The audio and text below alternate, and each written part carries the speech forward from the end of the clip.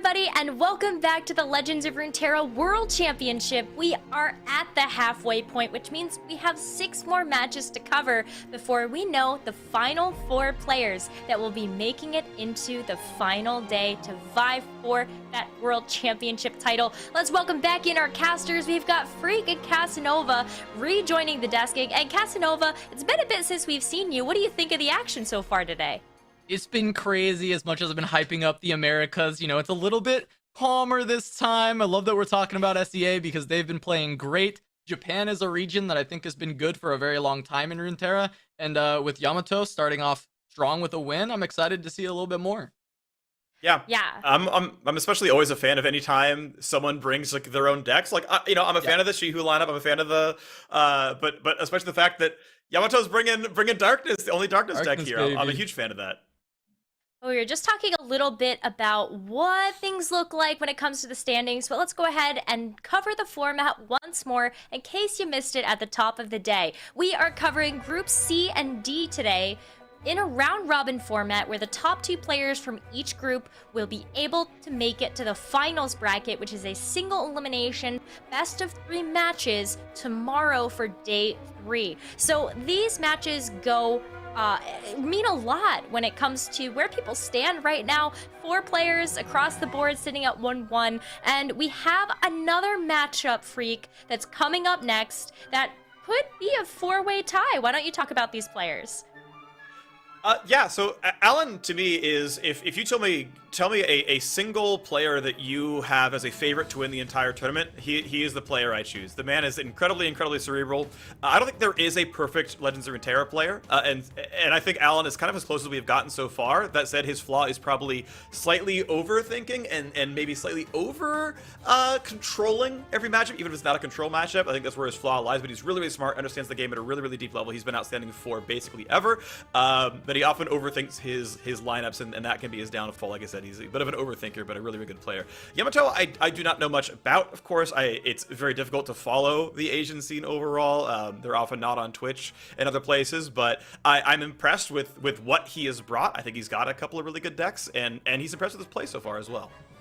Yeah, I just wanted to add on to the Alan point. A lot of players in the European scene have said that they would never want to go up against Alan if someone else picked his lineup for him. They think he overthinks his lineups a lot, but they also think he's like one of the best pilots in the game. So if he ends up on a lineup that they're scared of, they do not want to be facing off against him because, like you said, he's so cerebral. He's so good. Yes, he has that mistake of overthinking. I've seen him pass himself to death before a couple of times, but in general, Alan is an incredible player. He's had some struggles in lineup selection before, but this time around, I mean, I like his lineup. There's a little bit of spice, though, with the Shell folk. Yeah, I mean, even one of our players in an interview yesterday was saying they were scared of Alan being one of the strongest players in this tournament. But speaking of interviews, and speaking of who's leading the pack in Group C, let's hear from Yamato.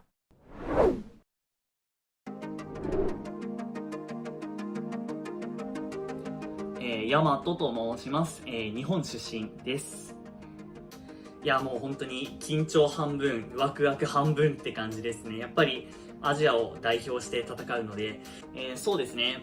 ぜひ優勝してアジアってシャードはすごいんだぞっていうのを見せたいです。やっぱりアジアの地域が一番上手い人たちが多いんじゃないかなって、僕個人は思います。一緒にプレイしている仲間たちとか、本当に僕より上手い人すごいたくさんいますし、そうですね、もう本当に有名な方とも対戦できる機会をいただいたので、本当に楽しみながら自分の信じたデッキ3つ持っていって、全力でぶつかっていきたいと思います。絶対勝ちます。I hope Yamato has been having so much fun so far in this tournament. Obviously, being at 1-0 puts him in a pretty good position, especially knowing that if he takes another win in this upcoming match, he's going to be in a very good spot, Cass. Yeah, I mean, he was saying that he keeps playing with a lot of players that are much better than him in his region. I love the humility. I see this a lot out of the Asian players. They say a lot of their practice partners are like so much better than them. They're so surprised they've made it in. But Yamato is the one who is here. He is representing those players. He's representing Asia, representing Japan, which as a region has continually produced amazing deck lists, amazing players. Teal Red is one from Japan that always comes to mind for me as influencing a lot of the meta of over the course of just the entire lifespan of the game. Yep. Yeah, I've played more than one Teal Red deck list in my day when we're trying to climb ladder. And yeah, so talking about what I can know, Yamato had qualified from seasonal points, so hadn't made any of the top fours playing through, but had qualified to enough of them, made maybe top 16s and whatnot, that accrued enough points to qualify to the World's Quality that way. Meanwhile, Alan, who keeps bricking his tournament play, qualified from ladder, which like that was exactly what I expect from him, right? It's like when he's just grinding out the games, like that man's 500 LP like every season, no surprise that he's up there getting in that way. And then yeah, unfortunately, right, like okay, you've now got to get through the individual games though, right? You have to make sure that in the pressure you're not overthinking, because in both these cases, right, these are players who don't come through and then finally win everything. I know, quoting EU Masters results, where Team Poland tends to do really, really well, but doing really well means like, well, you made top 8 twice. It's like you did pretty well, but then never kind of came through in the clutch. And I know Alan was on Team Poland both every time I've seen him on. And so it's like, okay, now you have to kind of, for both these players, like you're obviously very, very good. You got here already, but you have to keep that level of play up for the rest of the way through. And only 2 of you getting out of the groups. Alan obviously dropping his first match means you got to get the rest of the way over. And we're going to find out exactly how this is going to play out, especially when you take a look at the deck list. Darkness for Yamato, and maybe we'll see that Ezreal Vi actually see some playtime. But Freak, why don't you tell us about Alan's lineup? It's pretty standard, right? If you're looking at common decks, okay, Caitlyn Draven, that is one of the most common Draven setups. I think maybe Signed is slightly stronger, but it's still a very good one. Silver Akshan, we saw a ton of that in the qualifiers 2 weeks ago. We're still seeing a ton of it here. It's been a really strong performer. I think its overall win rate this weekend has been about 50%. And then, he brought in Ezreal Vi with Shellfolk because, why not just play an Ezreal deck? Like, everyone has hopped off Ezreal, right? Like, Draven was the big combo for a while, and then people were like, well, I'd rather play Caitlyn, or even more so, I'd rather play Sion. And it's still like that same Draven 3-drop shell. It's like, we're going somewhere else entirely. We're going for an Ezreal-focused deck instead, and we're jamming spells out, and hey, Vi's gonna level up maybe sometimes, but at worst, she's removal. So it's just kind of out there as, like, maybe an option. Yeah, I mean, you've got like these 2 standard decks and you're like selecting your deck choices, and as you're trying to pick your third, Ashton Kutcher jumps out of the closet and he's like, you just got punked and you've got a prank deck here instead. And that's what Alan's lineup looks like to me. But he's going up against Yamato, who also has like that spicy deck in the middle of the lineup, right? We have Draven Sion. This is the most represented deck of all. And then it's Plunder, which we've seen a fair bit of, especially the Brazilian players with their FTR tech. But then a deck that there are a lot of doubters out there for, which is Darkness. This is a deck that most people were like, there's no chance we will see a copy of this list in the top 16, but Yamato brought it and found the first win of the day on the deck. He's undefeated on it so far. Yes, the sample size is 1, but we'll have to see if it can continue to find success. Yeah. I mean, this is absolutely a deck people are sleeping on, and maybe Yamato can use that to his advantage, as most people probably scrimmed 0 games against Darkness. Sure, and what's interesting, and I'm not fully up to date on Darkness tech because it's not a deck type I play. I don't play control decks, so I don't know all the tech choices. But I know we were talking about it during the rehearsal day a couple days ago, and it was like, this looks like version 1 of a Darkness deck, where you just search the deck builder for the word Darkness and just slam in every card that affects the card. And that, my understanding of the more recent versions in the Americas and Europe is you cut half those and you're playing a lot more of the other control cards. You're playing control, but you've got Vhagar and Senna and like maybe one other follower that helps that out. And he's like, no, all the Darkness cards. Yeah, normally it's the Shadali Sentinel as being the other card that you really like from the package, because it's just like a very powerful version of the Darkness card. It's like 6 mana, 4/5 lifesteal. It's really good for a control deck anyway. So we see that a lot, but a lot of those cards do get cut. Yamato's like, no, I want all the Darkness cards. And at minimum, Freak, we get to watch Darkness. We get one of the spicy decks of the 2, but Shellfolk once again getting banned. Nobody is letting Alan play this deck yet. Hopefully we get a chance to see it on screen later, because it's a very cool list.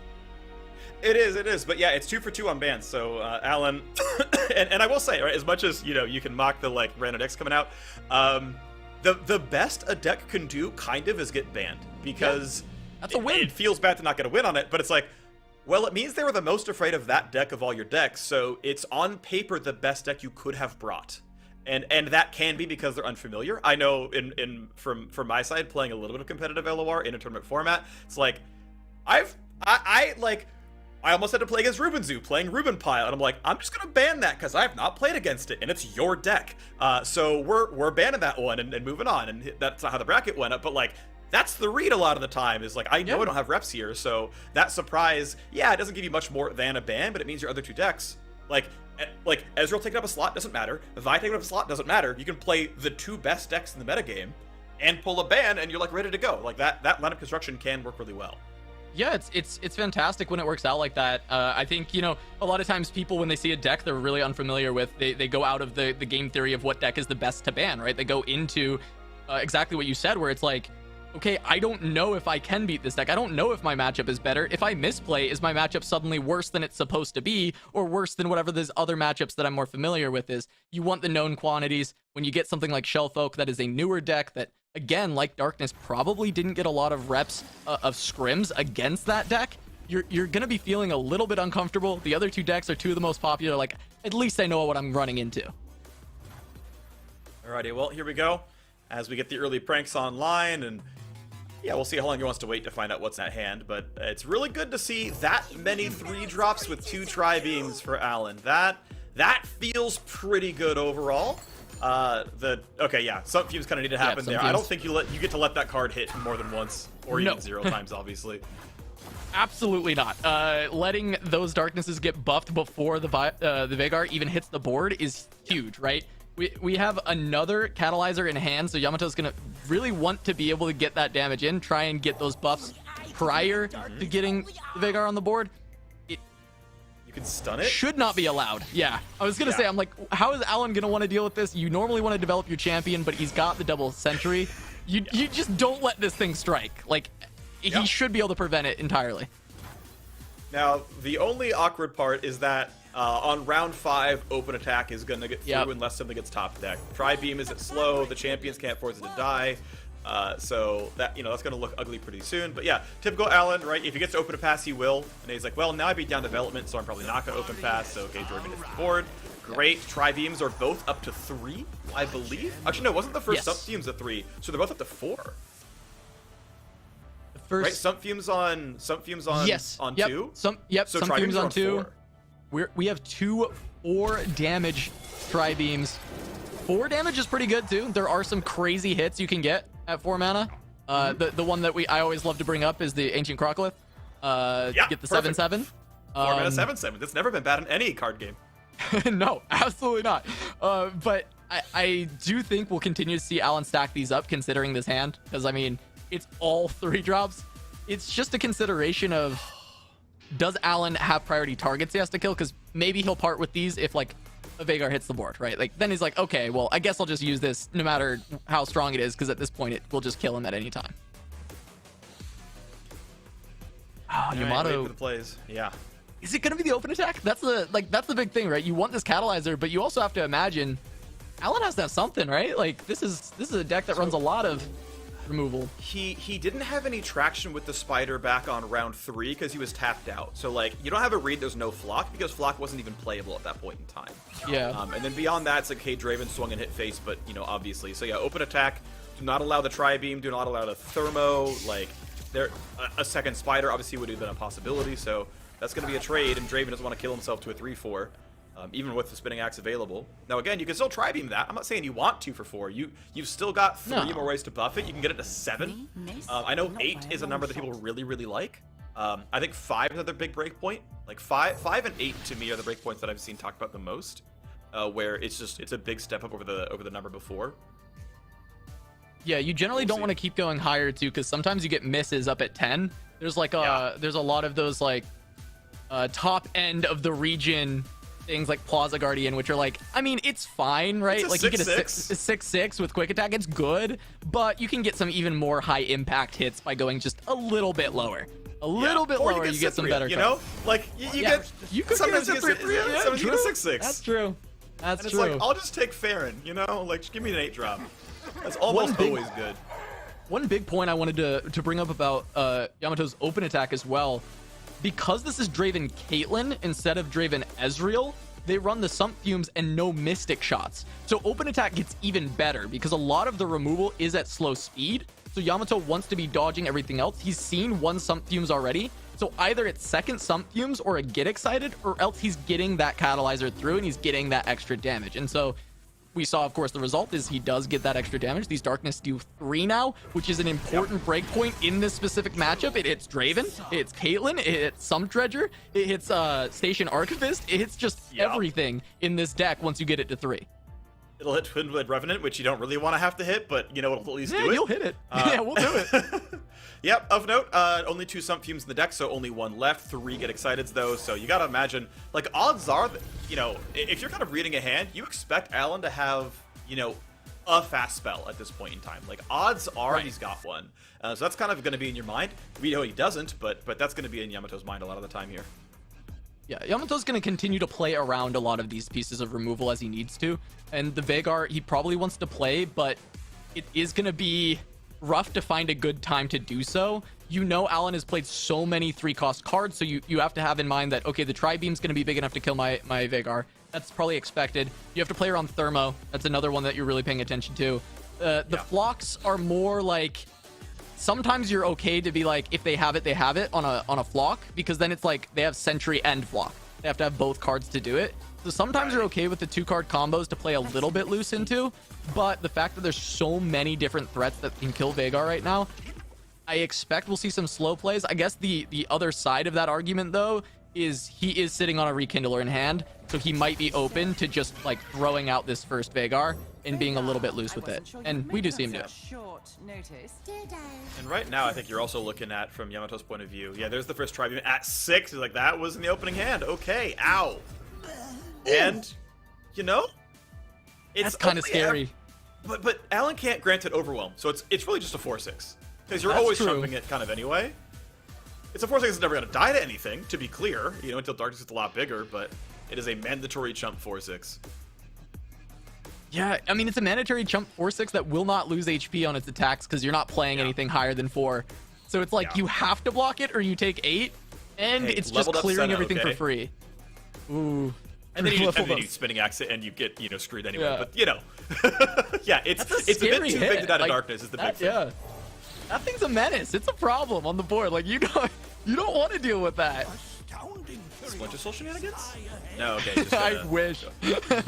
I'm trying to think, like, which of the effects, like, work on summon, right? Because, you know, Stilted it'd be cool. will work on summon, you know? Like, that's not the worst idea, but Stilted's dead, so... No, I mean, it's like... Yeah. So, it's like 1 mana Darkness, 3 mana like, Make a Darkness, right? Yeah, it's like 3 mana Make a Darkness. That's not bad. Like, that's okay. There's probably better things, though. I guess the Glems just finding cards are generally going to also... Yeah. It's generally going to be pretty good, I guess.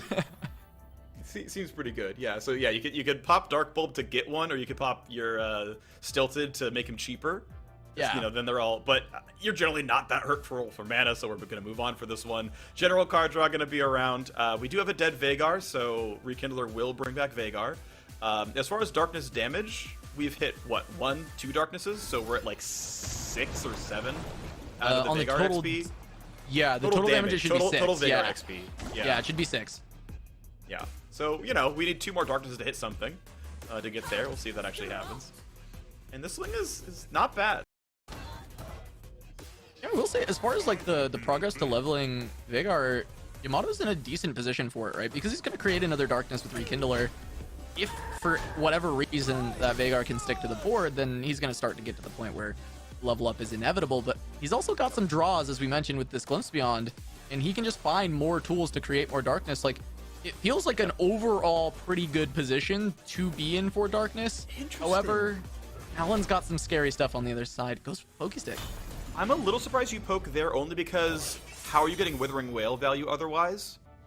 Because that card's not getting discarded. Like, it's going to be used. Your hand is only so expensive, and okay, yeah, you're probably Darknessing the double attack, but you don't have it yet, and it feels like, you know, getting halfway there with Withering Whale, then Pokestick, and then finding 1 more damage at some point felt doable. But I guess if you have, you know, other plans for your mana, then you're poking now, looking for a draw, and then you're just always going to chump and Glimpse Beyond, but you can't even chump and Glimpse Beyond because you're going to get, you know, pulled with the Challenger. We're getting pulled and taking 8 potentially on this turn. Now, Alan, I wonder if he's considering the develop. Oh, no, he's just going to push damage. He just wants to deal 10. Oh, okay. That's 14. It's a lot of damage coming through. I guess it's just plays Oh, Senna Spider. to get the darkness. Spider's more than 4. This is... Oh, yeah, Tribe's even better than Spider. Right. Oh my gosh. But Darkness kills... But Darkness is going to save your Yeah. entire life here. Yeah, it really is, because you kill the biggest threat. You can get rid of the horns. That is so... It's so terrifying that Wait, thing you is on the have to- board. Do you... Oh, I see, because of Glimpse. But I wonder if you have the Darkness now. Like, what if it's... I mean, I don't know if you can get scarier than 10 attack, but, like... What else would you be afraid of getting spawned from the Tri-Beam? I guess forcing it to be a slow action is rough. You don't want to force it to be a slow action. Wait, So while Senna's wait. alive. Wait, this is such a crazy hit. We've got a This is so Snapvine. Freaking Snapvine, but we have Boom Baboon in hand. If we can create a way Yeah. to discard and throw out, we get so many 5/3s for cheap. The scary thing is the Revenant though, but I think it kills it, so you still get your Lost Soul back. Yeah, you do. You do. It counts. This is so crazy.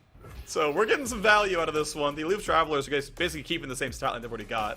Same for the Station Archivist, but yeah, the Baboon gets to turn Flame Choppers into a real card. All right, goodbye Rekindler. Hello Rekindler. All right, well, if Yamato can get his game plan on board though, right? Because now, now she's gonna stick. We're gonna start generating some Darkness cards. Like we're gonna start killing stuff. Come on, we're on the clock. Because they're at least so like Withering Whale catches one, Darkness Yeah. catches another. Like you're gonna start getting Senna XP pretty fast. Darkness and light. Yeah, it's really not I like bad. I mean, that. this is a really cool play. I mean, yes, it gets blocked, but you're just generating more, creating threat. Vagar's gonna be leveled when he comes out. But all these Snapvines are so like, it's so crazy to just keep generating the 5/3s. It's just so many threats, but because of that catalyzer earlier, Freak, the catalyzer getting one strike in means that these are manageable because your Darkness are all dealing 3 damage. If these were doing Yeah. 2 damage, you're so screwed in this spot if these were only doing 2. Yeah, that would have hurt. I forget if Vagar lived for even one round. Because it looks... Either way, though, yeah. We're really, really close on Vagar level. Senna needs to see a couple more deaths, obviously. She needs to see 3, and we're at 1 so far. So give me another round. Withering Whale will give you one, and Darkness will give you another. So Senna can level up during this round, and Vagar's coming down flipped. Okay. I mean, that's big for If you Yamato, live. but this is a scary attack, right? You probably just have to lose your Senna on this block. You can level her, like you mentioned, Yeah. during this with the Withering Whale and the Darkness. So at least if you get another Rekindler or another Senna, you can come down leveled up. But it looks like he just goes for the Darkness only, the no Vagar. Withering Whale. He's gonna set up the Vagar. Yeah, if you play Withering Whale, you save a 1/1, which obviously doesn't mean that very much for you, but it's about being able to put Vagar down. Now, the problem is there's still a Thermo Beam in hand, so Vagar's days are numbered. There he goes. You gotta let the VO play, you know? Oh, I love I it. feel like it's just good form casting LOR to let the animations play, and just join in afterwards. That's honestly how I've been doing it for the past 20 months, and I don't regret it. I think it's great. Every time there's a level up, I just watch it. And I just sit there and Yeah. I will say, here's another thought, though, I hadn't thought about, because again, I don't play this deck. Keeping Withering Whale in your hand just to tank Aloof Travelers is also not the worst idea. ooh. Which it just did now, because it kept the... Right, it would have protected a Vagar. If there's Yeah. another one, it keeps the Magnificent. That's kind of slick. I like that. So that's another option. And now we got 1-cost Darkness. But they can't hit face because Vagar's dead. So we're down, what, Yeah. 2 Sennas, 2 Vagars, and 2 Rekindlers. We are? Yeah, because one got discarded by Aloof. Yeah. And that's the only Rekindlers in the deck. So you have a Vagar in your deck and a Senna in your deck. Otherwise, you Oh, we can't have hit face. 2 Sennas, because one came from the Rekindler, right? Oh, yeah. Yeah. Yeah, I think you're right. we have I think 2 there's Sennas still left. We have 2 Sennas Sennas in the left. deck. There is draw here for Yamato, though. He has the hidden pathways. And if he can find the champions, I mean, he's still maybe okay to hang on. But these Snapvines... Snapvine was such an insane hit because Alan is just putting out so much pressure. I mean, it's just a pile of 5/3s going at you. And most of Alan's deck are 3 costs. So a 3-mana 5/3, you're like, all right, cool. Like, bet. That's better than what I was playing. I still get the effects of whatever I'm playing. And now I just get to have a better body on board. Yeah, as you can see, Yamato's just like picking up chump blockers. He's like, yeah, we'll generate some 1/1 tokens. Like, we'll just, I mean, they don't have Overwhelm or Fearsome, so okay, you can survive, but The problem is you've run so quickly out of win conditions that you know, to talk about Alan a bit more, like, okay, the snap vines are obviously putting a lot of pressure. Like, that's obviously really, really good.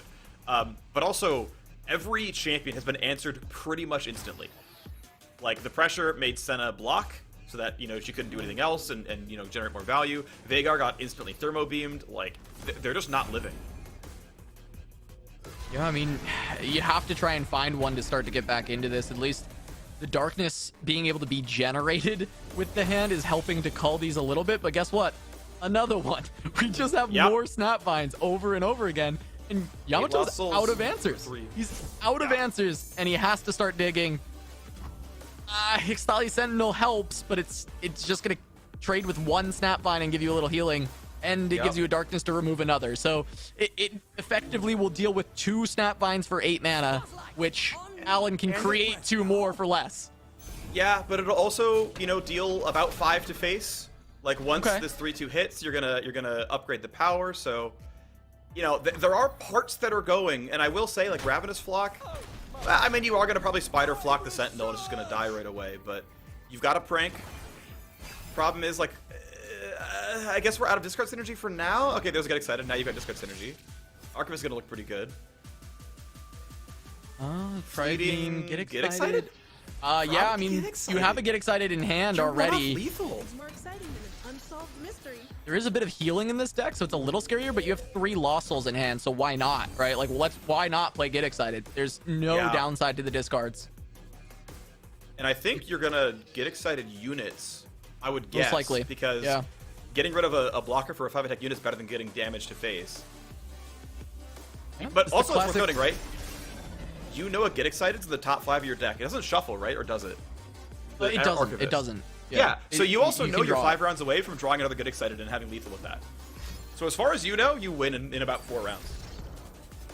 Yeah.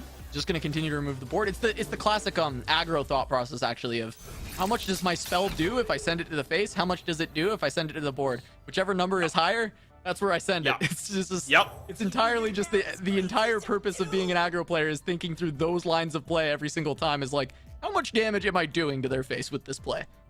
Yeah. Now, of note, it's worth actually noting right now that the Hixtali Sentinel would simply die to a Snapvine if played. That said, it is no longer removable from what Alan could have had in hand, especially now that there's no mana left over, so we can generate the darkness. I do want to, because I know I haven't tracked it, I want to know actually how much damage darkness is doing, because it's going to remove any individual unit and about half of Alan's face. I think it's still 3. Part of me thinks there was only the 1 catalyzer hit. You might be right, and I've lost track, but like my brain wants to say 4 or 5. I don't know why. Did Veigar ever stay on board? I don't think he did. He just died immediately every time it came down. I want to say the first one did. We're gonna find out. Here we go. Yeah, we learned right now. I mean, it's 4. 4, so I missed 1. You're right. I missed 1. To be fair, I said 4 or 5, so like I had a lot of coverage there, but That's it also fine. means, you know, we're 2 darknesses away from winning, but we're also, and Alan, yeah, okay, has saved. There's the get excited that he saw and drew. Yep. But this hand is nothing for Yamato. It is basically an empty hand, right? There's nothing that these do. Yes, the snap vines are dealt with, but guess what? You know there's all of the Lost Souls. So yes, we can ping it with a Vile Feast and have a chump blocker, but that does not feel like a great play or turn in general. You can let at least the first one through because you're at 12. Loki Stick is at least draw. This is easy tokens, I feel like. Oh yeah. Oh yeah. This is why he picked this card on the Congeologist is exactly for this situation. Wait till the rough round. Okay, cool. We live. All right. Kaiten put some traps in. Do a little something. You could spider, and then you have 4 attackers versus 2 blockers. I like this bogey stick though. I think this is good. Yeah. Just look for something to play this turn. Okay. Another one. Yeah. If you can get another Senna and 1 more face damage than this, you have won. Because you're going to generate a darkness. It targets face. I think, or no, is that Veigar? You can only send it upstairs with a Veigar. Yeah, Veigar too. Or Okay. another You Hixtali need- Sentinel. You could find a Sentinel. Yeah. Okay, fine. Find your Veigar too. Sorry, instead of finding Senna, it's find Veigar. Veigar generates it and targets face, and then you just needed 1 more damage, and that's lethal. I got my champion backwards. That's totally fine. We found a darkness at the very least, right? We can try and stall a bit longer with this. Stress defense can stop a lot of damage from coming in. But the draws are still not exactly what Yamato needs. Yeah. It's 4. And- Ugh. So I think sending this to a unit is fine because the only way to get Darkness to go face is to find Vagar anyway, and he's going to generate it. So you're not holding on to this for almost any obvious reason. Otterpuss is not really good. I mean, it's a blocker. It's a chump. That's... Yeah. And we know... Actually, so Yamato at this point knows he's getting excited in hand because that's what Alan generated off of the Archivist. So he has one card red. Everything else is, okay, Lost Souls, sure. And then the stuff on the far left, he knows is almost certainly like old situational removal. Because that's never been played. And he's like just never had damage targets.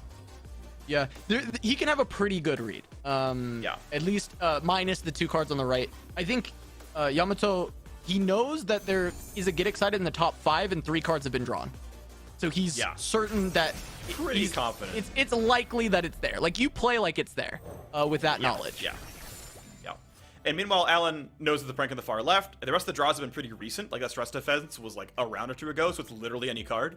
Like pretty much Yamato's hand is top decks. And so Alan's like, okay, well, it's anything? He knows there's no Rekindlers left, so that's not scary, but like, okay, is there been a time for a Minimorph yet? Has there been time for, a second Ashali Sentinel yet? You know, it's like probably not a champion. It's like probably not a champion, because we probably would have seen a Vagar or a Senna on one of these turns if it was. And I mean, he gets to see one of them. The last one's just the Stress Defense. Everything else is visible. Yep.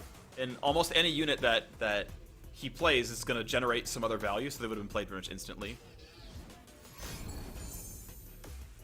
Blocks his own unit to get rid of the blocker. Yeah, prevent heal. Because again, like, how are you ever using this block? You'd rather deny the spider than kill the 2/2. Yeah, Alan wants to try and end the game on this turn. He wants to get Yamato low enough that the Get Exciteds will finish. This is the best way to try and set up that line. Finds a 2/3 for 2. That's fine. That's about average. You get 2 damage. This is just a darkness and a stress defense to slow this down. Yeah. All right, what do you have? I see Scorched Earth. I see Rummage. Scorched Earth is a dead card, so you might as well just pick Rummage, I'm pretty sure. Okay, you can make a Get Excited not playable this turn, and little do you know, there's another one. Yep. And then, okay, there's the darkness that we knew was coming eventually. Because again, I think that one pretty much only ever targets units. Your 5/2 sadly isn't hitting, I think, anytime soon. So I don't believe top deck Vagar finds you a darkness that can go face, because I believe it's still at 4. Even then, he'd get double Get Excited, assuming Alan doesn't find lethal before then. But it's 5 coming in from the 2 unblocked units, which puts you at 8, which means you're not dead at double excited. And you already saw one...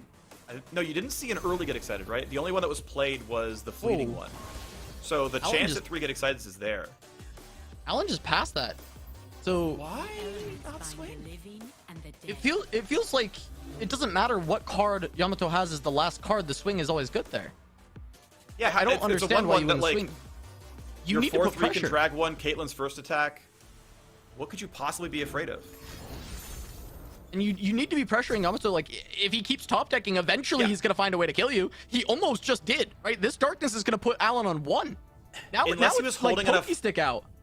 Unless he was holding enough mana for Thermo Beam. But I don't think he was holding enough for that. It was 4 mana. It was 4 mana, so... Yeah. Vagar has 5 health at level 2, so... It could have killed the Senna, I guess. But, I mean, I think the Vagar's the one that's really scary. Yeah. Huh. I'm not sure what that was turning into, but... Well, life back up to 17 is going to feel good for Yamato. We just got word that Alan ran out of time. He roped. He roped on the timer. Yep. That makes a lot of sense, because there's no reason what did we say why... when we were asked about what kind of player is Alan? Yeah, he overthinks. He overthinks. Oh my god. Imagine lost a round, and maybe he would have still lost the game, but he lost a round because of running out of time. And here we go. I think it's only 4. It is 4. Yamato, but he has Pokey Stick as an out now. There's one left. I know I've seen 2. Have we seen 3? I know We've I've seen seen 2. 2. We've seen 2. Okay. I'm very Pokey confident Stick we've is an seen out. 2. Vagar is an out. That's an out too. Ixtali Sentinel. That'll finish it. Alan has 3 get excited. Oh wait, he's at 17. Yeah, when did this happen? Yeah, he's at 17. Yeah, he's at 17. It's not even close. I don't think the miss attack would have mattered. I don't think it would have changed the results of this game, because obviously we look at the health totals now and we're like, yeah, he's fine. But Alan played this really, really, really slowly, and eventually Yamato found the face damage. He's the control deck. And I'm not saying that Alan for sure misplayed a bunch of rounds, No, I'm not sure. but this went really late, and the end result is Darkness is still undefeated at Worlds. It is. It is. The Darkness sample size is is 2-0. growing. The sample size has doubled for us, Freak, and it's still undefeated. Oh, my Yamato. gosh. Yamato's Wow. having a good love it. run of it. I love it. I love it. I love it. I love it. I love it. We can close that tab. We got Gangplank Sejuani. We've got what's it? Sorry, my brain's not working. It's not Nab, although there are Nab cards in it. Oh, Plunder. Yeah. Plunder, thank Gotcha. you. My brain just sometimes shuts off. It was just overwhelmed by the I feel ya. darkness. It happens. Yeah, there's Yeah. the darkness all around us. You know, it's just it's closing in. The darkness is closing in around everyone, and Yamato's the one leading the charge with that. He is the ruination. He's the ruined king, Yamato. Oh yeah, no Viego decks. We kept Akshan. Yeah, no Viego's Viego. been banished to the Netherrealm. We have none of those decks getting played anymore. Well, the event ended, and spoilers if people didn't watch Yeah, all of it, but like he's he's locked away. Like we can't, no one can play him Yeah, until literally unpickable. until the lore Doesn't matter if keeps, you bought the keeps going cards or on. not. They're gone. Yeah, no, they're great. gone. He's gone. Yeah. Yeah. All right, so Alan gonna run it back. Caitlyn Draven is back in the mix. We are up against Plunder. Plunder and Three Sisters is the tech. No FTR Yeah. for Yamato. One This of is, 3 sisters. This is more the standard one that you expect to see, is the Three Sisters, or a Troll Yeah. Chant, or something of that nature in that spot. It's a Brazil tech to bring the FTR. We saw it work out well for Kevin today, and we'll see like if it continues to pop off. But Three Sisters is very versatile. It's never, you're never gonna feel really that bad about teching in a Three Sisters, because a lot of opportunities Sure. for each of the different uses of the Three Sisters. Yeah, of course. It's not. Yeah. It's gonna work in a lot of places. Obviously, entombing something can be good. Freezing something can be good. +3/+4 could be good. So you just find the combat you like. Sometimes it's lethal, sometimes it's not. And here we go. Yodel Grifter is in. You did not, Ooh. hit the 1 in 10 of actually worse than that, because there's no folio cards in hand. But did not brick the nab. But hey, Lost Soul was there for the explosive, so you're fine. Get Excited's happy. Yeah, Get Excited's really good because, I mean, the win condition in this matchup is actually to beat down the Draven player. They don't have any healing. Your win conditions usually beat down, but a lot of times it can be more like combo oriented with like just a GP on board with the Sejuani and grinding it out by freezing your opponent's board. In this matchup, the board doesn't mean as much early on. It's more about just getting as much damage down, trying to find that lethal as we get through, and Get Excited is going to help. It can just work as a plunder trigger on a turn you don't have another way to do so. It's going to be nice. Get that extra 3 damage. All right, what do we got going on next right now? Obviously, you don't. I guess. Let's see. When did you get face damage? It was earlier, so you Yeah. could make it rain for XP. I think you wouldn't warning shot, because you actually want that as like a possible harpoon trigger, and there's no way to get. You can't make it rain harpoon in the same action. So if you're doing it for XP, because keep in mind Gangplank's in hand. Yeah. So because Gangplank's in hand, you actually really do want to think about optimizing for champion XP, and this is trigger number 2. Yeah, for me, there was 2 options here. I like this one more. The other option would have been Warning Shot and actually Monster Harpoon, the Twin Blade Revenant. But I just prefer the Make It Rain. I feel like this Twin Blade Revenant isn't really scaring you that much yet. You don't need to care that much about removing it. So I think this was the proper decision. And Yamato's going to continue to just fire off Make It Rains for these Plunder procs. He's got the GP ready to go. Yeah, I think this gave you several outs as well. Like if they pass, you can put down Crack Shot Corsair. Suddenly that can now block, and then you already had your second Make It Rain, like on the far left of the hand as a possibility. So works out okay. This is nice. Always happy to see Yodel Grifters early on, because the body's big enough. It's going to survive most things, or at least trade okay against most things. And you go up a card, obviously, or 2 if you count Warning Shot as a full card. Ooh. And you have a Get Excited. Oh, you. Oh my God! I was gonna say no extension, but you do. Yeah, These are you get maybe excited. the literal 2 best cards you could have pulled from the deck. Oh, it's so good. It's so incredibly maybe good. Spider Flock, but that's it. But because this is like the win condition of Alan's deck is the infinite value with Lost Soul. So taking one away is already good. I mean, of course, it was bottom of the deck, whatever you want to say about it. But taking one away is good. And the fact that you can still use it for yourself because you also stole a way to discard it, it's so nice for Yamato. And he has his own win conditions online. Like, he's getting this Gangplank to a fairly quick level up. I mean, it's not the fastest we've seen, but he's at least on pace to get it in the next 2 turns. And I think he's on top for of that, 6. Yeah, I think let's see, he's got the 3 pings, so he needs 2 more. Yeah, and he's gonna get one here. And he gets one here, so he gets one on the next turn because he can just warning shot. It's done. It's done. Right, like, exactly. This Yeah. GP's So leveled. on 6 he comes down, pings it, he's leveled up, and then you're like, cool, great. Well, this See is you on 6. 7 So when on open 7. attacking. On 7, he Oh, is comes it? down. Is Yeah. it on 7? Okay. Oh, you're right, because it's already 6. I'm trolling. I No, like, can't count for some reason. that's why I was like, I was just lost for a Nope, second. nope. We're good. We're back. We're back. We're back. Yeah, sorry. You know, back to the match. You know, we the darkness it's gotten me. You know. It's clouding our vision. We just can't see as well anymore. It's hard to make out the mana crystals with all this darkness everywhere. Yeah. It's really Well, we're having a tough time. You gotta bear with us. See, the big problem is like there's a number 7 there, but it doesn't say 7 once there's mana spent. I rely on that so much, you know. That's true. It does not. You gotta count the gems. And they're just and I shrouded did. in I darkness. did. I'm like, yeah, we're at 5 right now. I can see. Like, no, I can't count to 6 correctly. It's okay. I can't either. I just refuse to do math There we on stream go. nowadays. There we go. There's a level up. Beautiful. You steal a thermo. The thermo's cheaper. Okay, cool. It costs 1 less. My Actually, 0 doesn't. mana spell is cheaper. Hype. You can save this Crackshot Corsair. I think at some level there is merit to it because it gets extra damage and you're just removing a unit anyway, but also feels like Draven could be a good removal target. Maybe Yamato just wants to slam GP, but slamming GP into 6 mana seems really sus. Well, that's the play. Well, all 'Cause, right. yeah, the only reason you don't nuke Draven is to play Gangplank right now. Unfortunately, Alan has the exact answer. It is a deck with it's only double Tri-Beam in that deck, so you know there's an argument that Thermo Beam, only double Thermo Beam in that deck. So there's an argument that he wouldn't have it just yet, because you're only, I want to say, about 12 cards into the deck. So seeing less than a third of the deck, yeah, odds are better than a coin flip that he doesn't have it yet. But unfortunately, you know, your big blowout turn where you're open attacking with Gangplank is not going to happen here. Yeah, do we want to Thermo this Draven? Like, I'm trying to think when else we're going to want to use this Thermo or what target we're going to want. I mean, maybe it's like a big Tri-Beam play something, but I kind of like it here on the Draven. At least you stole another win condition by getting this Lost Soul from Alan, and maybe you can actually make some things work with that and buy time for your next Gangplank or a Dreadway or just, you know, any of your win cons at this point. This might buy enough time. And that actually further pushes the idea of why open Gangplank could have been okay, because you also stole the other Thermo Beam. So it's like, you had to have drawn it in the top 12, the only other card, the only other copy. Otherwise, you're like, double get exciting me. By the way, I took one already, so good luck having everything there. Like, good luck getting all the other Sump Fumes. Like, odds are really high that Gangplank was going to live and dominate the board, so I really defend the play Yamato made. Yeah. Just unfortunately, it was answered pretty quickly. Yeah, I guess it like seems more sus because we know there's a Thermo in hand for that 6 mana, but also the fact that 6 mana was held up is a little bit scary.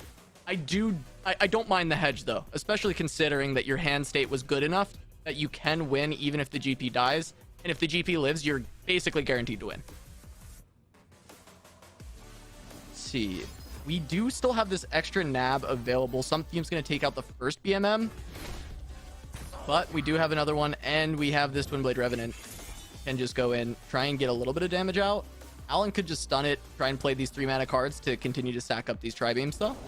Yeah, seems reasonable. It feels better than get exciting it. That just feels like a little bit of a waste.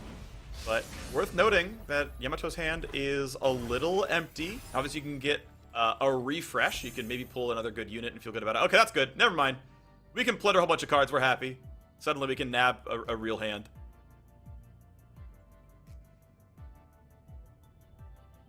Yeah, a lot of nabs, a lot of reductions ready to go. Yep. So Try and what? steal another win condition or some removal, Warning right? into Merchant, into Harpoon the Caitlyn, into Yordle Grifter. You have mana That for sounds all about that. right. Yeah. 4-3 trades. Oh, Grifter first? Interesting.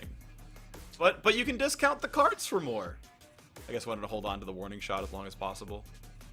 Yeah, I'm actually curious on the decision of the Grifter first. If that means he doesn't want to play Black Market Merchant this turn, if he's not planning on plundering this turn. I think the stun will mean that you're going to want to plunder and use one of these harpoons. Yeah, I think now you're really feeling like throwing down that far right side warning shot. I guess the other option is if you warning shot and don't play him, you can play both harpoons. I don't think you need to.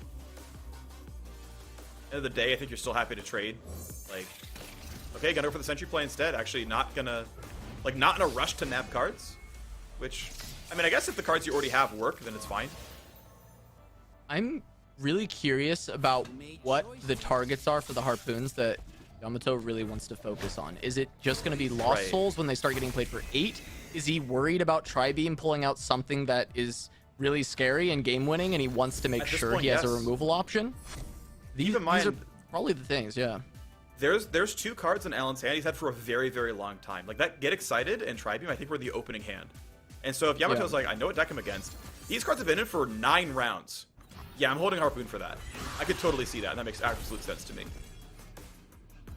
Because you're always getting him on a 3-3 if you need to, but you don't have another way of handling an 8-4. Well, he's got the full suite. Yeah. Going hunting for sure. Just the open pass, yeah. The pass. Yeah, I think you'd be okay paying 6 onto Caitlyn, but if they're not doing anything else, but if you just open attacking just Caitlyn, like I'll pay 6, whatever. Like the Lost Soul play. Yeah. I think also at this point, I think he's really holding on to the warning shots for when he can find Sejuani. Because that's just backbreaking.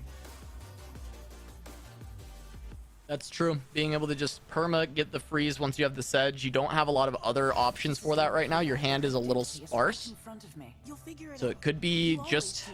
I think it's probably a mix of a couple of things then, Freak. Because we talked about the potential of holding on to these to remove any Tri-Beam threats that come down. Because the hand reading, as you pointed out, Alan has had these cards since the start. One of them, at minimum, has to be a Tri-Beam. Then you also have the option of if you top deck Sejuani, if you use these warning shots preemptively, you actually have nothing left in this hand to be triggering her and making these better trades. So it has to be off her Overwhelm, but then she's taking damage, she gets removed. So Yeah. he's playing this really, really nice and really patient, but he's not drawing Discount was exactly worth what he it. needs, and he's starting to get overwhelmed by this 7. board. We're at 7. How big is it? Not going for the higher value. Okay. It's an Endure at 6/6. It just dodges I- a monster harpoon. I have never seen so small of an Endure, I'll be honest.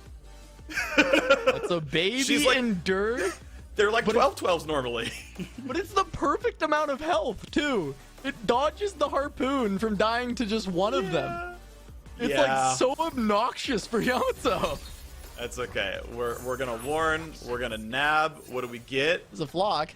The timing's awkward. We're probably gonna nuke a 4-3, a 4-3, and a 3-3. You know, something like this. Peacemaker's That gonna is stop the Peacemaker. blockers too.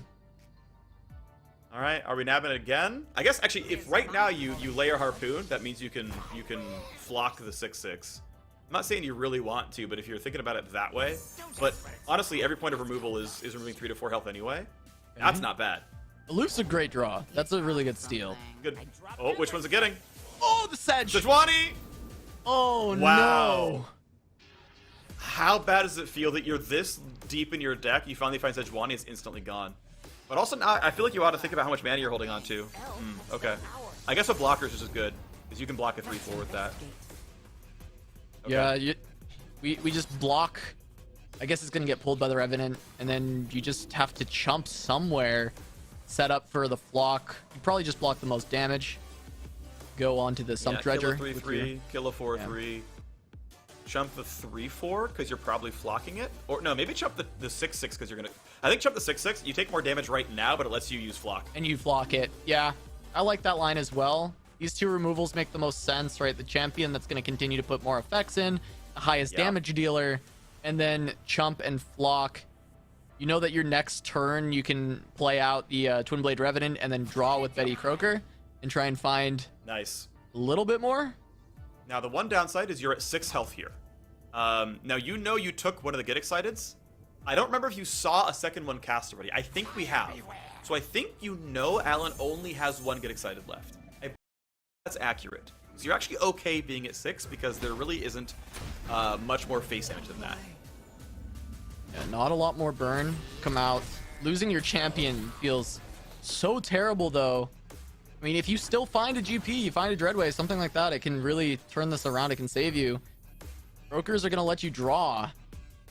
Or drop 2, drop 2, drop. And also, it lets you challenge, which is also good. You know, like, Yeah. I would still flock this instead of challenge it because you cannot get value out of this flock any other way. Like, I think it's a severe misplay to challenge They Who Endure here. And what's interesting, actually, is now Scorched Earth is actually valuable. Like, that card almost never does anything for Alan, but here it's actually going to keep like a 3-3 or 4-3 alive. Yeah, if he wants to play to protect, which I feel like is correct because you're never getting that card played otherwise. I agree with you. I think it's better than playing the Caitlyn on this turn because you just want to utilize the Scorched Earth. And then, I mean, there's maybe a concept where Alan is thinking he wants to hold this to try and remove a champion. That was scary. That could have hit the 4-1. I'm surprised he even chose his challenger good. as the ping target. There's the It Scorched doesn't Earth, really right? matter, but it's such a more valuable unit. Lost Souls back in hand. You can draw one more card. Yeah, you might as well. No flash bomb trap. Okay. Lets you go wide to block, but the open attack is already almost killing you. It is killing you with the Get Excited. Yeah. Now you have enough. You actually have enough action though in hand that you're okay. Yes. Obviously, you flock 1. You consider pinging first, or you just harpoon for 6. I don't mind spending 6 on harpoon because what are you really saving money for? Because I think you still want this for Sejuani at another point. Yeah, I mean, if you ping now, you get the cheaper harpoon and you get to play Jagged Butcher plus another card on this turn, but then you have no way to activate Sedge. So Yamato holding fast, making sure he can have the freeze available when Sedge hits the board. Yep. Now, the fortunate thing is, or fortunate, depending on your point of view, the Tri-Beam is going to interact really with Sejuani. I don't believe the Tri-Beam is very big right now. I don't think it'll kill. But if it ever was big enough to kill, like maybe you layer it with like a Get Excited, you can't freeze whatever comes out because Sejuani's dying before you get to hit the face before after the There summon. was one that was big enough to kill the Sedge, but I believe that was what was discarded by the stolen Aloof Travelers. Oh yeah. Which means we're down to the last Tri-Beam as well. There's the flock getting picked up.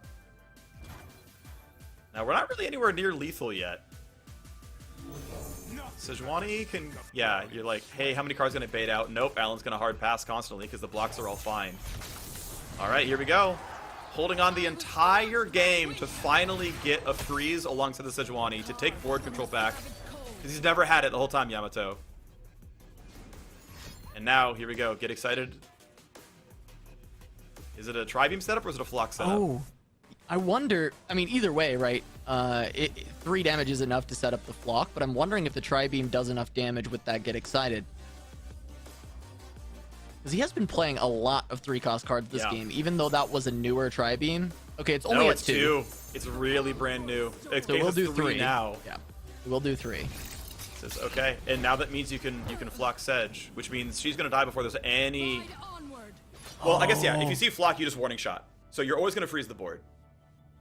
If you Yeah, need but this to. is just an attacking turn. So I mean, yes, you can freeze on the blocks, but Alan can also just not block. I mean, this is just not enough damage. And he has not a enough, you're 4 right. attack fearsome off of that Tri-Beam, and there's no fearsome blockers for Yamato.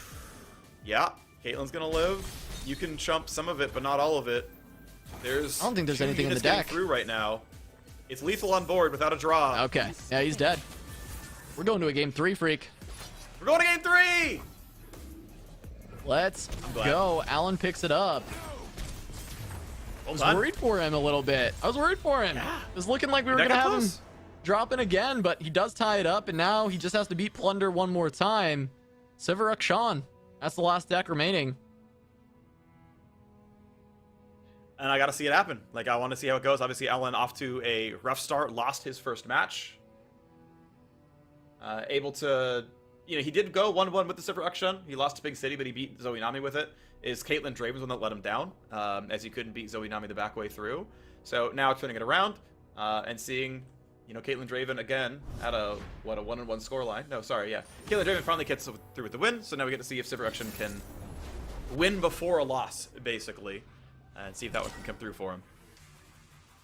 Yeah, we'll have to see. I mean, this matchup is interesting, right? Because you can get off the ground really quick with Silver Akshan, and you can run over this Plunder list. However, if Plunder is able to get the champions online, like most of their matchups, it becomes almost unplayable for the side of Silver Akshan, especially a leveled Sejuani, seeing as how you are so unit-based. But early rallies with a strong board can completely decimate some of these weaker units that are on the board of Yamato, and Alan can definitely find a win.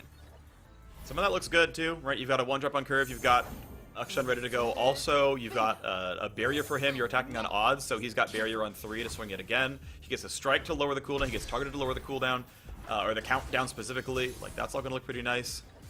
Go ahead and just like take that attack because you want to make sure you get some face damage. He says, okay, I'll trade you back.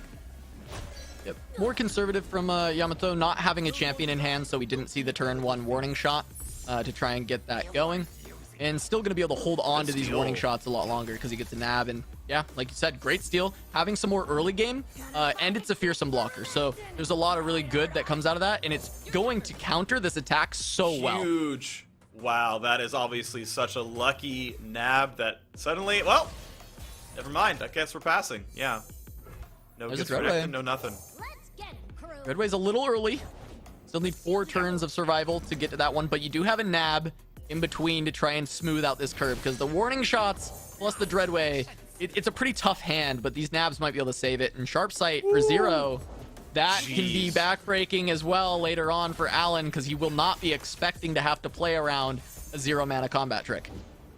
He will know whatever got taken is a lot cheaper, but yeah, I'm looking at his Silver Akshan list, and it's like, well, a lot of these cards are spells, so it's like, well, if you took a spell, Shapestone, Sharp Sight, Single Combat, Absolver, all of these are going to cost 0. So, and that's 9 cards, right? So there's a really good chance that he took a 0-mana combat trick.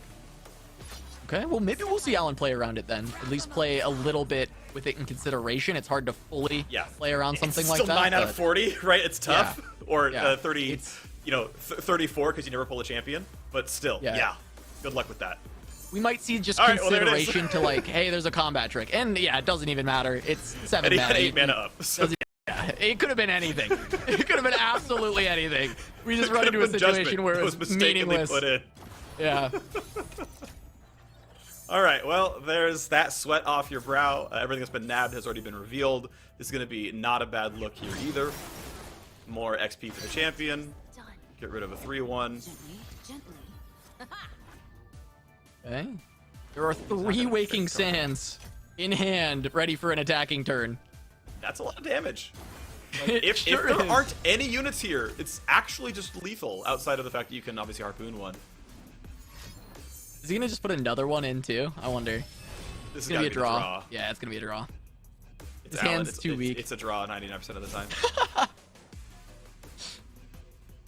I wonder that, like, there is a... Well, yeah, he's would have got 3 Waking Sands. There's actually no reason to get another one, because you can already fill your board with Waking Sands. Yes, exactly. Yeah, you can completely fill it up. So, there's a really good reason why you wouldn't do anything more than that, but this is... It's almost lethal. Yeah, Yamato can't really do much this turn, right? Like, he's going to have to Monster Harpoon one of these. He might have to freeze one with 3 Sisters. Really, his strategy at this point is like, okay, well, I have Dreadway on 8. Let's be as not dead as possible for turn 8. All right, he's going to make it cheaper instead. I assume we're freezing a 5-2. Yeah. And then you're might taking kill one more 5-2. 7 plus 5 is 12. You don't want to be at 2 health, so we're going to nuke the other one. Doesn't go for board space, goes for maximizing health. Yeah, he's actually still dead to this rally, though, I think, right? This is 7 damage coming through. Both of them are still up. Again. And 7 more again with the Golden Aegis. Alan's going to pop it off. And Alan is going to turn this completely around. This is what did from 0 to 100 real quick, and Alan is going to find the victory, making this group have Oh, yeah. everyone at 1-1 freak. It's a full-on reset. Every single match is the most impactful match because the winners are going to be advancing. Okay, wow. I mean, that means, like, all I'm going to do is talk about the future really quickly because Yeah, it's going to do be it. who advances. Chelu fights Yamato, and AlanZQ fights Ragnar. The winner of each of those two matches are going to the top They're 8 through. of Worlds. Yeah. The winner Those are of the each ones. goes through. It's so insane. Yeah. Oh my Wow. gosh. A four-way tie right now. That is definitely unprecedented for the World Championship so far, but that makes it all the more exciting. And especially, you both called it out, Yamato has a 100% win rate with the Darkness deck. I think that is so cool to see, but Alan being able to clutch that out, and that Game 3 freak, that was a speed run. We went into overtime for this match.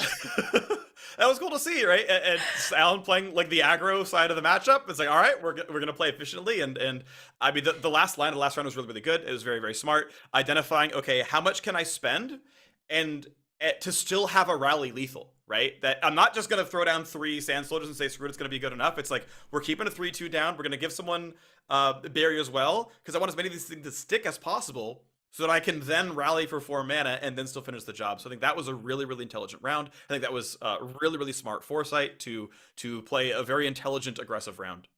And we called it out at the start of that match on how Alan needed to play it, and he executed it perfectly, right? When you play against Plunder, you have to get the aggression in before the major threats come down, the champions, the Dreadway, and by utilizing rallies, that's how you're going to get that extra damage in and finish the job. Exactly how we drew it up is how this game played out. The next turn was going to be a Dreadway into a Gangplank, and the game would start to go the other way, but Alan has the one rally, sets up a beautiful line with all those Waking Sands, forcing Yamato to go defensive. You just finish the job with the rally, but like you said, holding up that 4 mana was so important to have the ability to go for the Golden Aegis. So many expert plays happening in that match, but let's go ahead and show you the standings because this is turning into a spicy one. Yamato, Chelo, Ragnar, and Alan all sitting at 1-1 right now. And the same thing could happen in Group D, which we're going to be getting into very, very shortly. We've got one more match in that group to finish out the second round robin stage. And it's going to be between Shihu and Odyssey. Freak, we're going to say goodbye to you for now. Thank you so much for covering Bye. those last 2 See you matches. tomorrow. See you in a bit.